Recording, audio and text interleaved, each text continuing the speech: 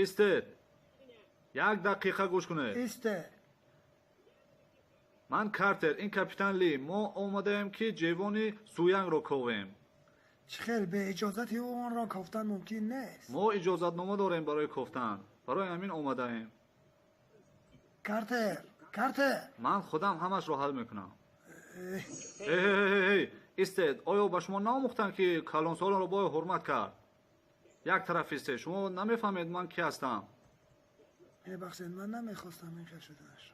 یک طرف ایست جورا. های شیطان بچه. گوش کن، من به شما نشان میدم طرز به قلیش جنگ کردن را. سیاه پوست رو باید حرمت کرد. نمیفهمید شما؟ وقتش آمده است که باید به شما حرمت یاد دهند. کارتر. واو شیطان. ببخش جورا جان، من به فکرم اینجا حاجتخانه است. میبخشی جورا.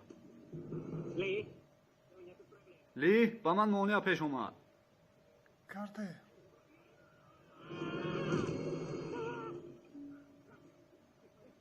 خوب هستی کارتر. لی به آنها نشان ده.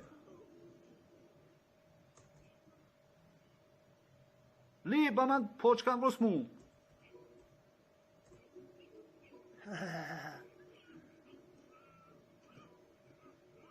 جورا جان، مرا سرد من خطای را دوست میدارم. شو دیست.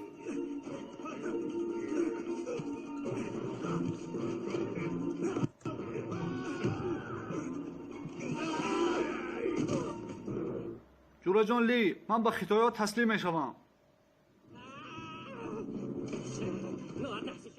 من به تو نشان میدم کله کلان قدراز به عقل.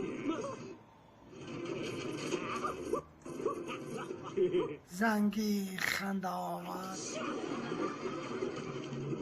گوش کن، من با تو شوخی نمیکنم.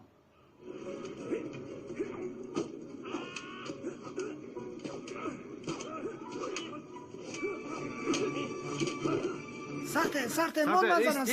آخر